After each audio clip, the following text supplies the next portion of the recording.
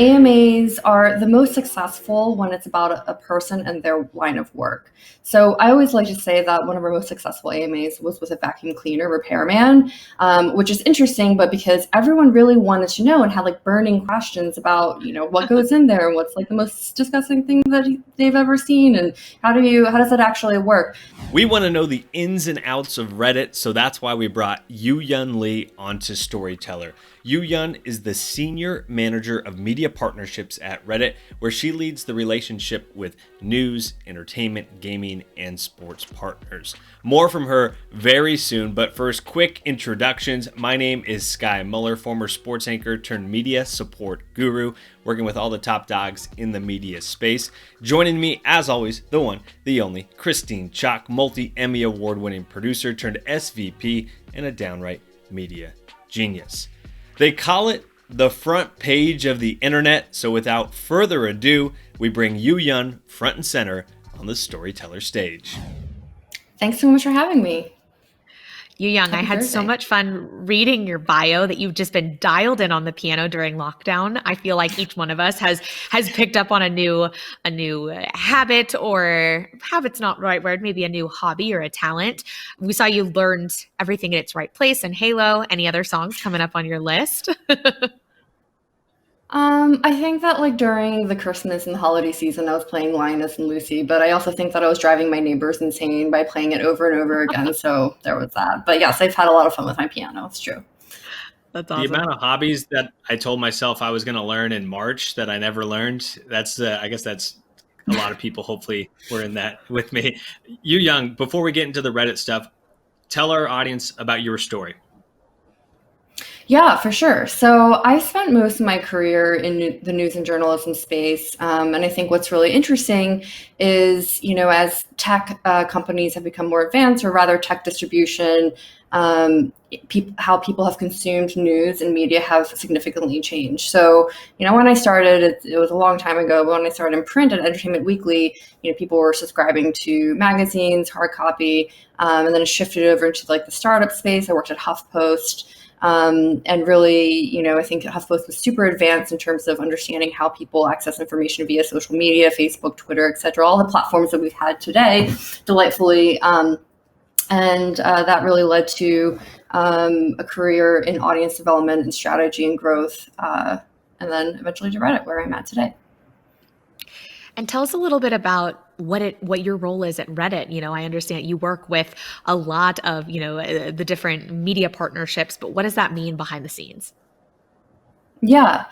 So at Reddit, we have a lot of organic partnerships with major organizations. The NFL is one of them. The New York Times, Washington Post.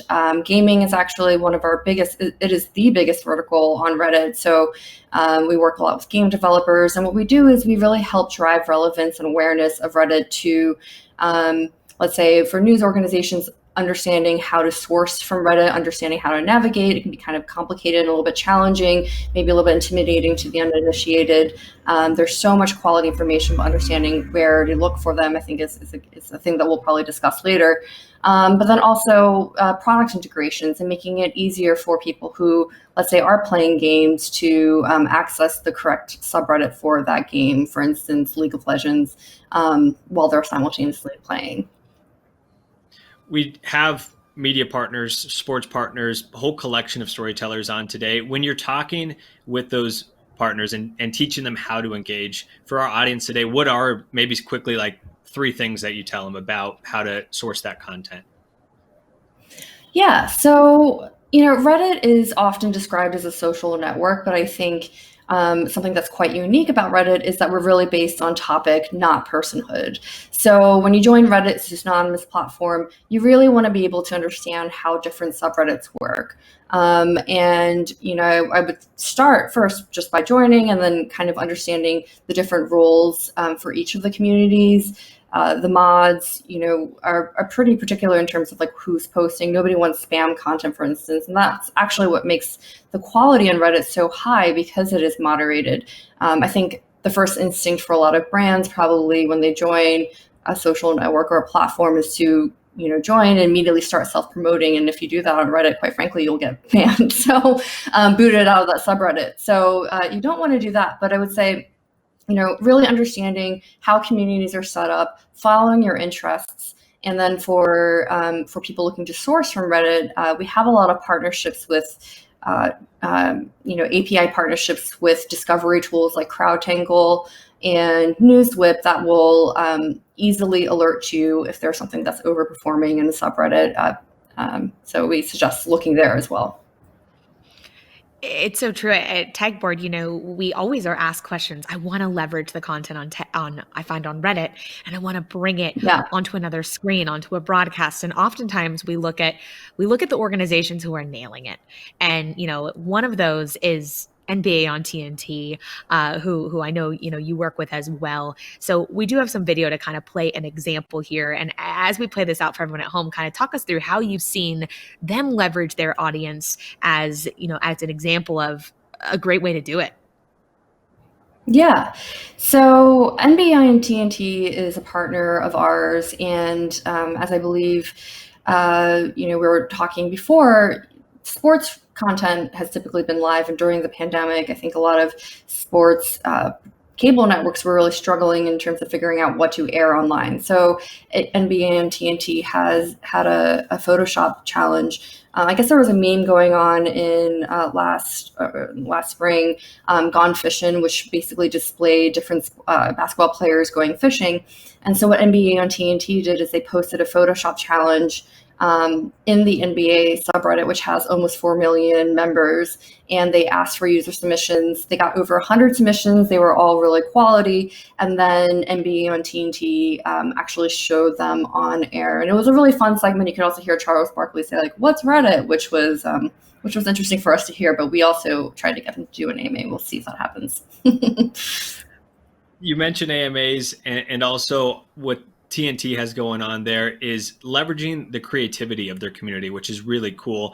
AMAs play into that as well. If someone's not familiar with the acronym, Ask Me Anything, they're just a Reddit staple. Youyoung, where have you seen AMAs succeed when it comes to some of your media partners? Yeah, so that's a great question. AMAs are probably one of our most well-known formats for external orgs and also probably the public.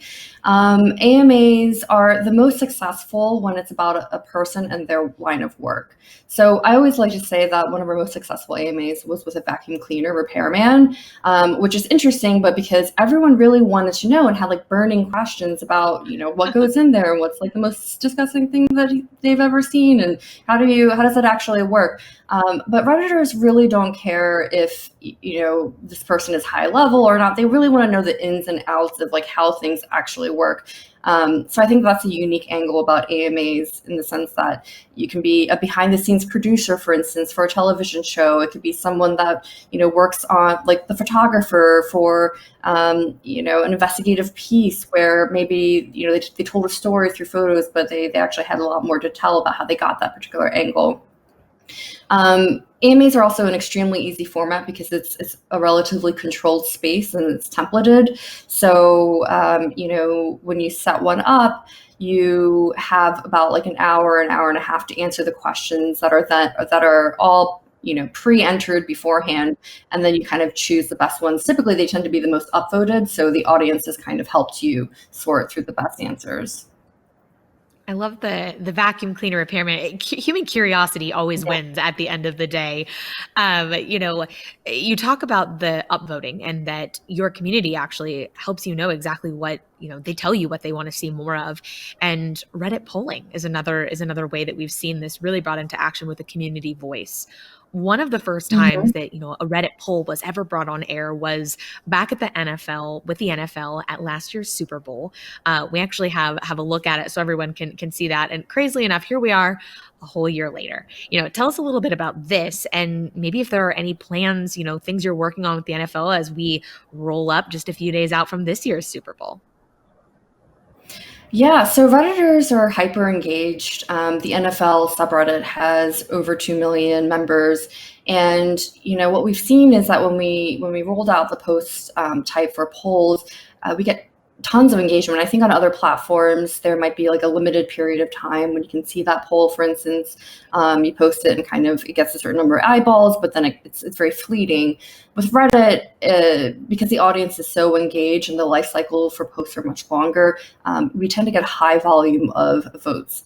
For the NFL, I think it was about 10,000 votes. And this year, the Super Bowl, the NFL has actually created a custom award. It's a Super Bowl ring, and they plan to gild a bunch of users on Super Bowl day, as a special treat for the big fans out there. And also, they will do some sort of on-air activation with Reddit as well. It's really cool to see that NFL community grow as well on Reddit. Are there other areas that we're missing? I don't want to miss any areas within Reddit where you see great storytelling through the platform. Yeah, I mean, I would say just generally on Reddit, users tend to spend a really long time on platform. I think our average session length is 36 minutes, which is significantly higher than other platforms. I think I probably don't want to list the other platforms, but it is dramatically higher. And I think that has to do with a couple of things that we've mentioned: the upvoting, the downvoting, the moderators, and the level of quality control. Also, the way that posts are positioned. You have threaded comments where you allow our motto is dive into anything. And so when you want to a topic, let's say the NFL, and you have a massive threaded tweet, you can go in and you really spend time drilling down deeply into a subject matter that you never even really knew that you were really interested in reading about. But I think that is, kind of the advantage of going to Reddit to find something, because you have really opinionated, really knowledgeable people surfacing information in a way that's easy for you to digest. We talked about this a lot yesterday. When you're craving content, I want to come away smarter. Make me smarter. Make me smarter. I do always feel every time I do a deep dive into Reddit, I'm walking away smarter, definitely having spent longer on that site than I probably, on the page than I maybe ever thought I was going to. And here I am an hour later, still going, still reading, still consuming. What's the focus for Reddit moving into 2021? What are you looking ahead to? You gave us a little sneak peek at some fun things you have cooking for the Super Bowl, but what are kind of the big picture that you're looking to in this new year? Yeah, I would say there are three areas of focus for us as a company in the next year. One is internationalization. 50% of Reddit's users come from abroad, outside of the US, whereas we really have not made historically much of an effort to set up offices internationally. So that is one. The other two are doubling down on video content. We really see, how readers are engaging and users are engaging with content now. And I think that is a really interesting space. We have RPAN, which stands for Reddit Public Access Network. That is our live streaming product. And people have done all sorts of crazy things. They've used OBS to make live game shows, and there's so many bands, so many great bands on the platform. My favorite RPAN example is a man in New Jersey who has attached a GoPro to his trash pickup, it's like a pole that picks up trash, and he just goes around and picks up trash for hours, and tons of people will watch him do this, and it's apparently thrilling. But I just love the wackiness and the wild west of what's happening on Reddit, through live streaming. And the third is enriching the way that people communicate with each other. So we clearly have a deeply engaged audience and a deeply engaged user base, and they're looking for more ways to communicate with each other. So those are some fun things to look ahead. We ask every storyteller who's joined us and taken the storyteller stage in 3 words here. The best stories are blank, blank, and blank. The best stories are authentic, accurate, and on Reddit. There are so many great stories on Reddit. You need to head there yourself and check them all out. Also, a huge thank you to Youyoung for giving us her time and diving deep on all things Reddit. Also, catch us next week for quotes like this. Tagboard was something that we leaned in with as well, especially from a graphics perspective, because we had always been using the social integration components, but we were able to grow that relationship too and leverage different tools to make production seamless. That's right, Catherine Chan Smith, Senior Director of Social Integration at the NFL Network, takes the Storyteller stage next week. We'll catch you then.